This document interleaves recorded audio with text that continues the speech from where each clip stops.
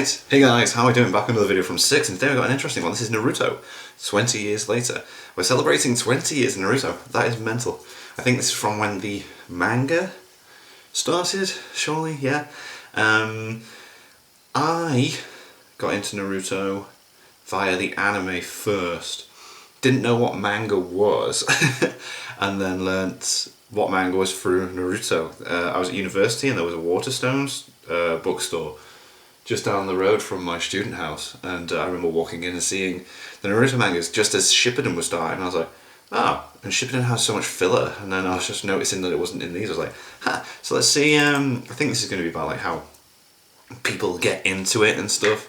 So yeah, let's check this out. Naruto, 20 years later. So Naruto's 20th anniversary just passed, and to be clear, Crazy. Not the 20th Crazy. anniversary of the series as a whole, but the 20th anniversary for the way most people watched and enjoyed the series for the first time is still to this day. Like me, I did start with the Naruto anime. So it's celebrating 20 years of the anime, huh? Interesting. To the franchise, I didn't get into That road of Naruto was sick. until 2019 or something like that. Before I was just a big Dragon Ball goon. Alright. I mean, I shouldn't have to say it, but Dragon Ball got a lot of people into it, didn't Naruto it? has obviously done a lot for me, especially within the past year, and then even some before that. I've met a lot of people just because this series exists in the first Yeah, place. you get to talk to a lot of people interested in this show, don't you? This video, Spencer, we met exclusively because of Naruto. First time I messaged you was because of Naruto, right? He had some stupid argument about Sakura soloing Dragon Ball Z a long time ago. That was like 3 years ago, though. Hey, we gotta pin that video up. Ain't no way that happening, but yeah. But yeah, that was like 3 years ago at this point. But I just wanted to talk about Naruto because it's his 20th anniversary. Can't believe. And because it's another 6 video, isn't it? I think sure the last one someone was doing construction work next door. and Naruto has like a massive impact on the world as a whole. Absolutely not. You literally just can't. If you want to say anything else before we get started with the rest of the video. Yeah, I kind of want to talk. I don't know, as a kid, I found Naruto when I was like 12 years old, right? You see, I watched it quite late. I was like, would have been 19? I was 19 when I started watching it, yeah. Me and my brother are like eating cereal or whatever, my older brother. And he's like, dude, you have to come see this. And he pulls me into the living room, and I probably have one of the most epic entrances in Naruto ever, because I'm just watching Kakashi versus Zabuza. Oh, mate. And I'm absolutely mesmerized. Yeah, I remember watching that on TV and just being like, what is going on? This is sick. This beautiful, wholesome moment. I love it. And I mean, Naruto's done a lot for me as a kid with like ADHD and mental illness. Oh, okay, wow. Which is all about. It really taught me in like my younger years, like it's okay to be different, and that difference. Hell yeah, let's be weird. I don't know. I get kind of emotional actually talking about like what Naruto's done for me. And I don't want this video to be like too heavy, but like Naruto's done a lot for a lot of people, and so the anime as a whole just has a huge. It's nice that it can do that for people. Yeah, I mean, okay, my introduction to Naruto, obviously since I started in 2019, was a lot different than even a lot of the people who are watching this video right now. Is way different from Spencer's because he was watching it almost around. It's like airing on Cartoon Network at this point, right? Toonami or something. Yeah, it's on. It's airing in the mornings, and then it goes to Toonami. I was watching it in the UK. It had it on a show called, a channel called Jetix, I do believe. It was on Jetix, I think. The first time I watched Naruto, Which was Fox Naruto Kids. Sasuke versus Momoshiki. That was the first time I saw anything to do with Naruto as a whole. What? That's insane. I had no idea Wow. what was going on.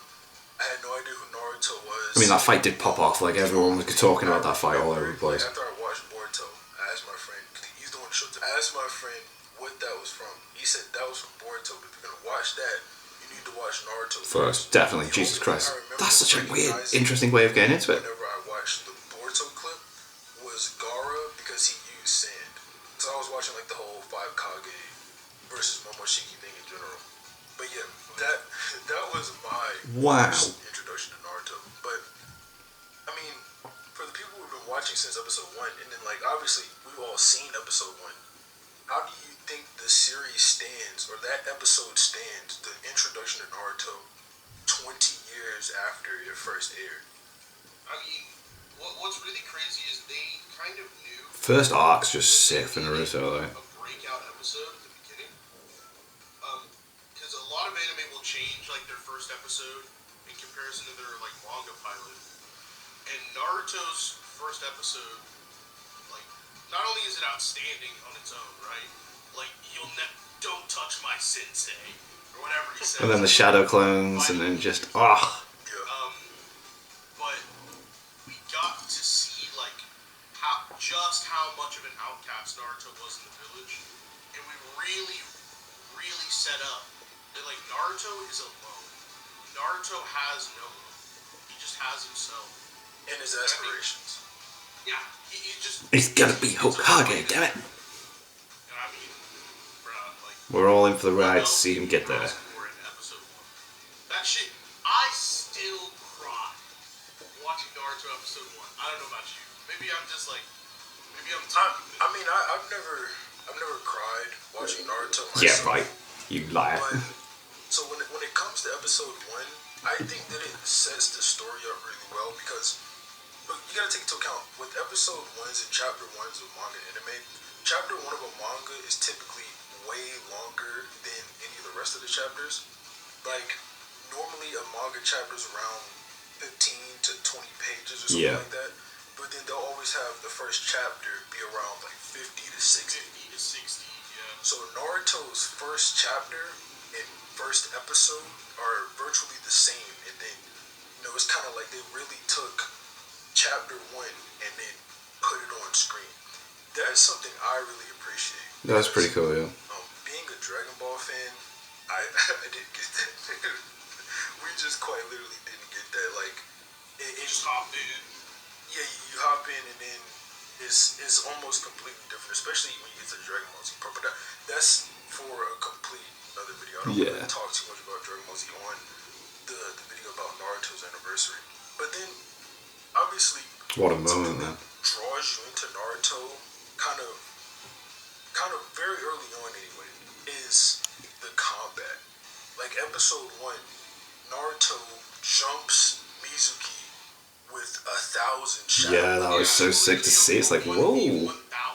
Like that is wild. The combat system in general is wild. And then Kishimoto does a good job. This isn't the first episode, keep in mind, but this is the first arc. And it's generally agreed upon that Naruto has one of the best first arcs in anime in general with the Land of Waves. So sick. It's so good. It's so good. Understanding the characters, understanding the antagonists. The world. Yeah. I mean, the Land of Waves is Zabuza is such a good villain, man. And it's emotional. You have to keep in mind, because that's what I was about to mention. You have to keep in mind, Kishimoto's setting up the power system for this, and he said in interviews that he didn't have everything entirely figured out at this point, which is fine. It's a 700 chapter manga, not that big of a deal. Sometimes you don't know how long it's going to go on for. Just to keep a lot of the things that get introduced in that first arc and episode consistent throughout the rest of the franchise, which I thought was pretty cool. So you get introduced to Kakashi, and he's fighting Zabuza. Kakashi versus Zabuza, obviously, is this massive, like, it's this introduction to the Jonin level fights, really. The way Sasuke and Naruto like help out is so good as well. Showing his strongest Jonin in the first arc or the first type of fight, because I mean it's a risk, but it's also good at the same time. It shows the immense power gap between our main character and what else? Like what else is out there? Like Naruto training his chakra, and Kakashi's like, this is the most basic thing you will ever need to become the Hokage, and this little girl with pink hair has got it before you. And you think you can beat me? You think you can beat Hiruzen? No way. But then at the same time, Kakashi's like, Naruto and Sasuke have the ability to surpass me. He sees the potential in them, It's yeah. made believable because of how Kishimoto sets up Kakashi. From his fight with Zabuza, and then how he analyzes Haku, like he sees Haku and he's just like, oh yeah, well that kid, younger than you, stronger than me. And then he was right, Haku's stronger than him. So it makes it believable that Kakashi can just see Naruto and Sasuke training, failing, and still think that just a really nice introduction to the arc, and then at the same time, you get so much insight on Naruto, Sakura, and Sasuke at They all the are same time. Yeah. I was talking to Seth about this a little while ago, but there's an earlier chapter, I think it's around chapter 4, or maybe it's a little bit later than that. It's definitely within the first 10 chapters. And if I find the page, I'll definitely have my editor show it on screen, but Kakashi literally says the narrative of Naruto, Sakura, and Sasuke in the first 10 chapters, and it's extremely accurate. I can't remember exactly what it says on the top of my head right now, but it'll be on screen for you to see anyway. And then you got, I think on the cover of chapter 3, Sasuke with the snake. Yeah, that was a bit foreshadowing, wasn't Sakura's with the slug. Before any of the Sannin it? We're even introduced, yeah. That's really cool. Mentioned, like the Or even mentioned, yeah. The first mention we get of the Sannin is like during the Chunin exams, right? Yeah, because that's when Orochimaru comes in. Yeah. Not to mention, just like the first Zabuza Haku fight gives us so much insight into who they are as people, because Naruto blindly throws himself into danger, not for the sake of the mission, but just because that's who he is. Sasuke, right? Even though he says he has to survive in order to like defeat Itachi, Kill his brother, yeah, to get his he's willing to revenge. sacrifice himself for the people he loves. He doesn't even know why he's doing it. He just knows My that body he has just this, moved like, on its own. devotion to help.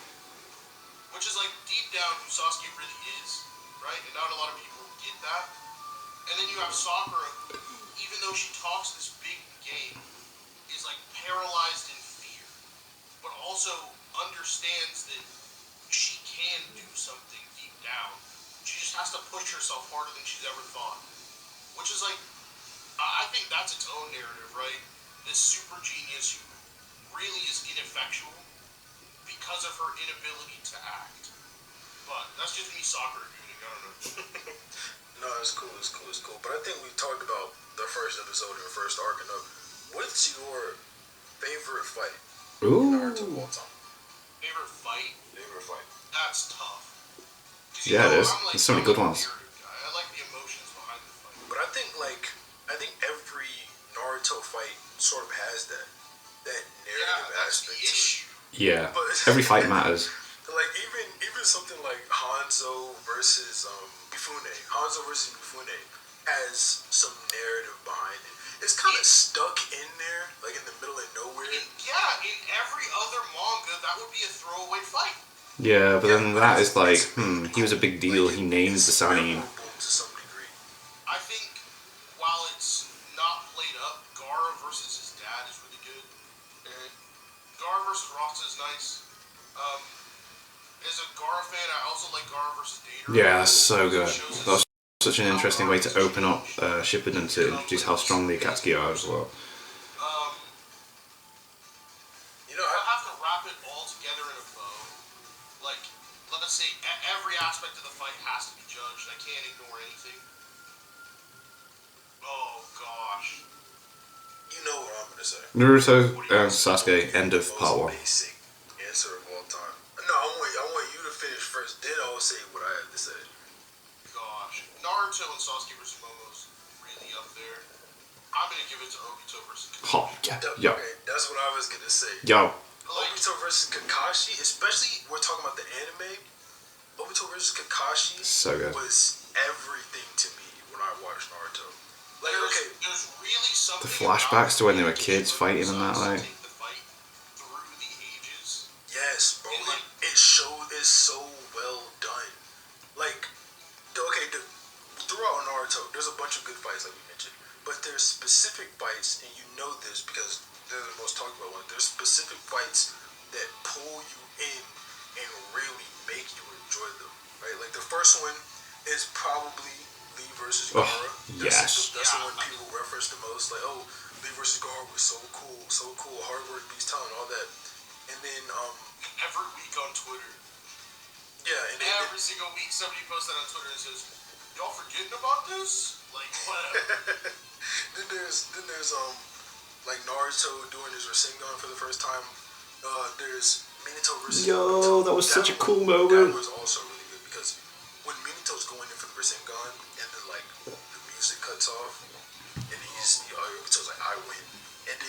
Flash. The blink away, then the music cuts back on. No, yeah, like that fight. That fight is like gonna be another one that pulls you in while you're watching, and then Obito versus Kakashi pulls you in completely because not only There's are they so fighting much in complete separate dimensions, going on. the fight is just about them. Yeah. They're talking about Kakashi's battle for Obito's soul. exactly like Kakashi's like, well, if I can't convince you, I guess I just had to kill you. Like he finally. Like if I can't save the old Obito, maybe I can honor him by killing the modern.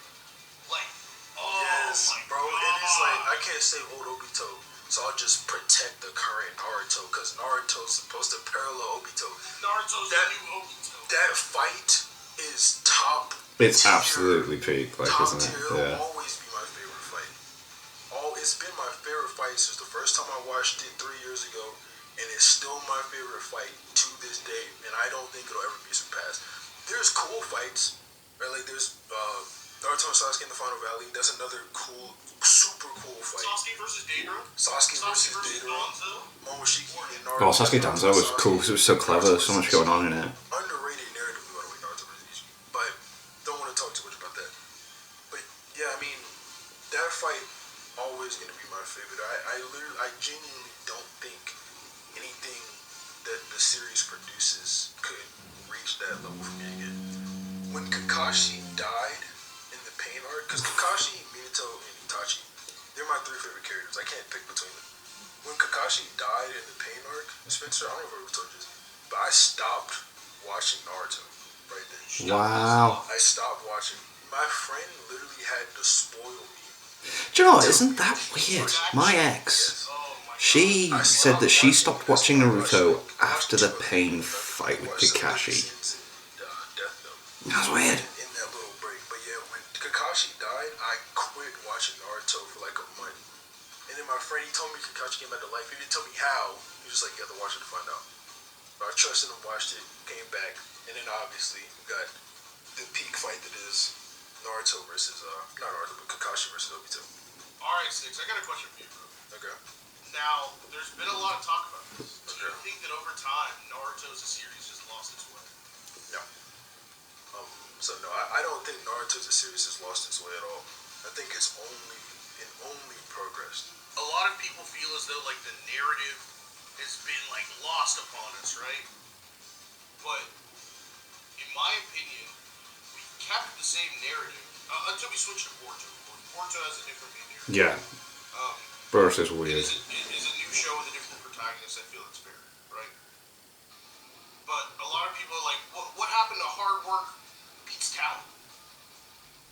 And what a lot of people don't understand is that Naruto as a series has always been hard work beats talent. It's one of its underlying narratives, right? That's not the main one.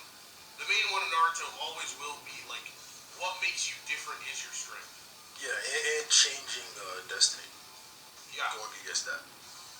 Like, what makes you different is your strength. What makes Naruto different is his strength. Literally, like, the power system proves this, right? Kekkei Genkai are these people's strength. Yeah. Right.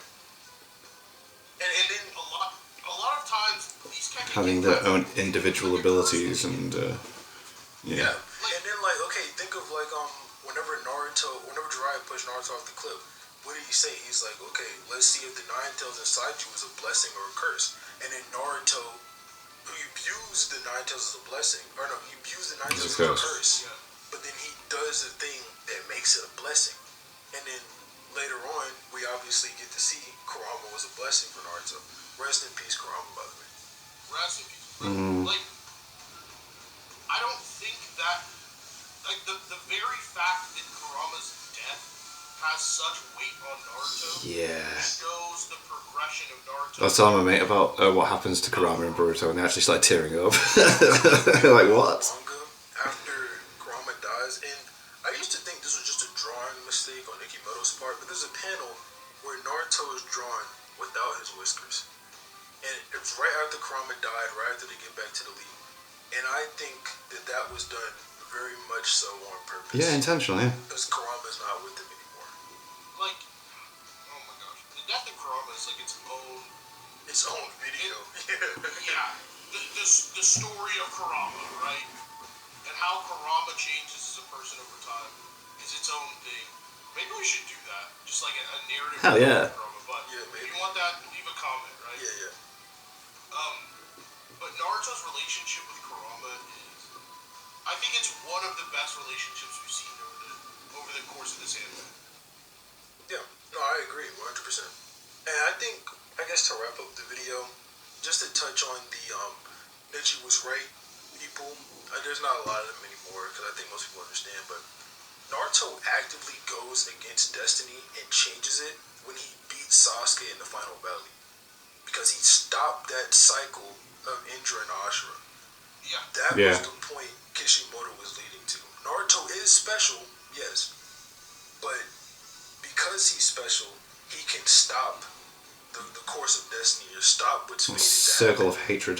A lot of the times, I like to call Hashirama the failed Naruto. He got too caught up in the ninja stuff, and he killed his best friend instead of just working with him And saving him. You know. But yeah, like Hashirama, you could argue, gets caught up in the cycle of hatred, right? He believes that the only way to end like the Uchiha's like hatred for him is to end Madara. When in reality, there were like he needed to work with Madara. There were peaceful solutions that could be drawn, but he gets caught in the same hate. I mean, it's even in his speech when he kills Madara, right? He's like, I will kill anyone who threatens the village, be it my own child, friend. Like, that's not the way to think about it, and that's why he's the failed version of Naruto. I like that, yeah, that's interesting. So there's a lot of failed versions of Naruto, and then Naruto's the one who gets it right, and then when he gets it right, the cycle of hatred ends. Which me personally, I still think Naruto should have ended right there. I don't think there should be a Boruto, even though I do like Boruto. I don't like another video. I don't like the idea of Boruto. Yeah, but I like Boruto. But I like Boruto. Yeah, that's fair. And there's one thing else I want to say is that you talked about failed Narutos. When if you go through and read the series, almost every single villain is a failed Naruto. Every one of them is an idea or a slight departure from Naruto's ideology or Naruto's self. And so there's always an ideological battle in the series that is just, it's so good. Yeah. Obito, Pain, Gaara, Neji, right? These are all people that either share a piece of Naruto's ideology or share the whole, and either their execution or something is different in a way that puts Naruto at odds with him. Yeah, and then obviously you got like Hashirama and Ashura. They're like the good guys, but they're still the wrong type of good guy. And they kind of share a soul with Naruto rather than a specific ideology. But yeah, I think that's about all we have to say. It's an extremely long video. Obviously, extremely long. Jesus Christ. I'll leave his channel in the description. He's hopefully gonna start uploading again. I do have. I think by the time this video comes out, I'll have a new video. Yeah, he said that before.